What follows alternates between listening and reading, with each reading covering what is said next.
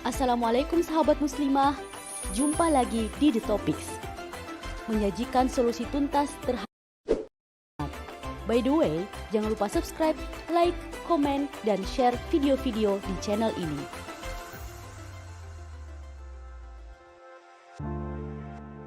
Harga eceran tertinggi atau HET beras bakal naik permanen usai 31 Mei mendatang.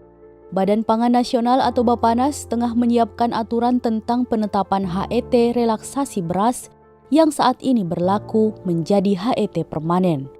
Analis senior Indonesia Strategic and Economic Action Institution, Roni P. Sasmita, menyampaikan kenaikan HET beras sebetulnya hanya formalitas, sebab pada kenyataannya harga beras sudah lama bergerak di level Rp13.000 per kilogram hingga Rp15.500 per kilogram, baik untuk jenis premium maupun medium. Di sisi lain, penetapan harga pembelian pemerintah atau HPP gabah dan beras dinilai sangat membantu petani. Pasalnya, sejak harga beras melonjak, HPP tidak mengalami kenaikan, sehingga petani sama sekali tidak ikut menikmati kenaikan harga beras yang sangat tajam sejak akhir tahun lalu. Hal itu, kata dia, kian diperburuk dengan mahal dan langkanya harga pupuk yang membuat biaya produksi petani semakin mahal dan membuat petani semakin tidak menikmati kenaikan harga beras selama ini. Realitanya, sekalipun harga beras naik, para petani tidak sejahtera, karena semisal pun mereka mendapat keuntungan, namun keuntungan itu juga akan habis untuk membeli bahan-bahan pokok yang juga melambung.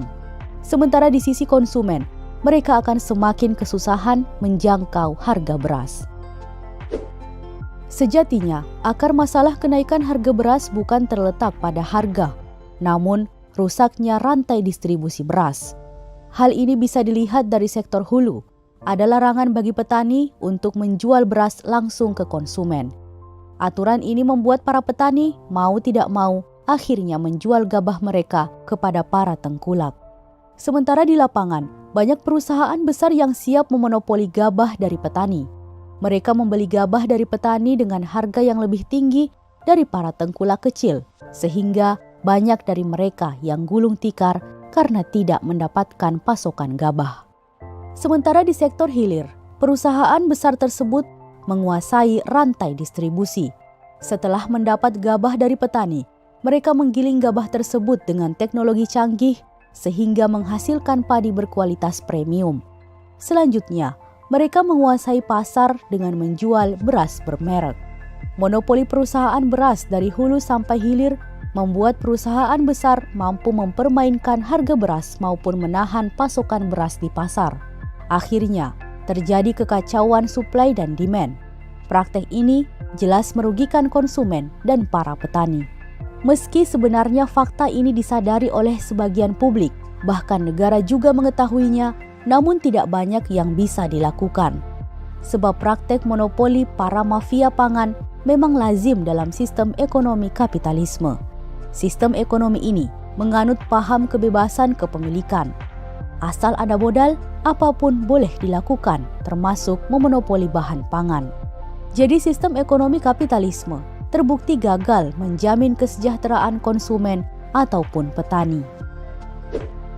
Berbeda dengan sistem ekonomi Islam yang diterapkan oleh negara khilafah, sistem ekonomi Islam terbukti berhasil menjamin kesejahteraan konsumen maupun petani. Keberhasilan ini terwujud karena prinsip sistem ekonomi Islam adalah negara wajib menjamin kesejahteraan individu per individu. Tuntutan ini merupakan perintah dari hadis Rasulullah SAW yang berbunyi, imam atau khalifah adalah ro'in atau pengurus rakyat, dan ia bertanggung jawab atas pengurusan rakyatnya. Hadis riwayat Al-Bukhari. Maka terkait kenaikan harga beras, khilafah akan menyelesaikan masalah tersebut dari akar masalahnya. Jika akar masalahnya terletak pada proses produksi, seperti petani kekurangan bibit, kekurangan pupuk, terkendala saprotan, sehingga produksi menurun, maka khilafah akan memperbaikinya. Khilafah akan memberi subsidi bibit, pupuk, maupun memberikan saprotan kepada petani secara cuma-cuma. Inilah bentuk periayahan atau pengurusan khilafah kepada petani sebagaimana perintah hadis Rasul. khilafah juga akan memperbaiki dari sisi intensifikasi maupun ekstensifikasi pertanian untuk mengoptimalkan produksi gabah. Ketika produksi lancar, insya Allah suplai beras untuk masyarakat akan tercukupi. Jika akar masalahnya terletak pada proses distribusi karena permintaan mafia pangan seperti sekarang, maka khilafah akan memutus rantai tersebut. Dalam Islam, monopoli dagang, penimbunan tidak diperbolehkan karena akan merusak mekanisme pasar.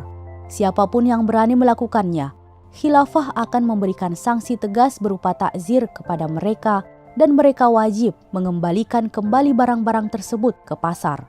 Dengan begitu, para petani bisa menjual harga beras langsung kepada konsumen atau tengkulak. Sementara konsumen akan mendapat harga terjangkau dari produsen. Selain memastikan produksi dan distribusi tidak ada kendala, khilafah akan memastikan harga barang-barang yang tersedia di masyarakat mengikuti mekanisme pasar. Pemastian ini pun merupakan ketundukan pada syariat Islam yang melarang ada intervensi harga. Rasulullah SAW bersabda, Allah lah zat yang maha mencipta, menggenggam, melapangkan rizki, memberi rizki, dan mematok harga. Hadis riwayat Ahmad dari Anas. Namun Islam tidak melarang negara melakukan intervensi barang ke pasar. Kondisi ini bisa dilakukan manakala suatu wilayah tidak mampu memproduksi suatu barang karena terjadi bencana atau hal lain yang membuat produksi barang menurun. Kebijakan ini pernah dilakukan oleh Khalifah Umar ketika wilayah Syam terkena wabah, yakni Khalifah meminta suplai barang dari Irak. Konsep-konsep sistem ekonomi Islam yang diterapkan oleh khilafah ini akan mampu menjaga agar harga beras stabil dan rakyat mudah membelinya. Tak hanya itu, distribusi beras pun dalam kendali negara, bukan perusahaan.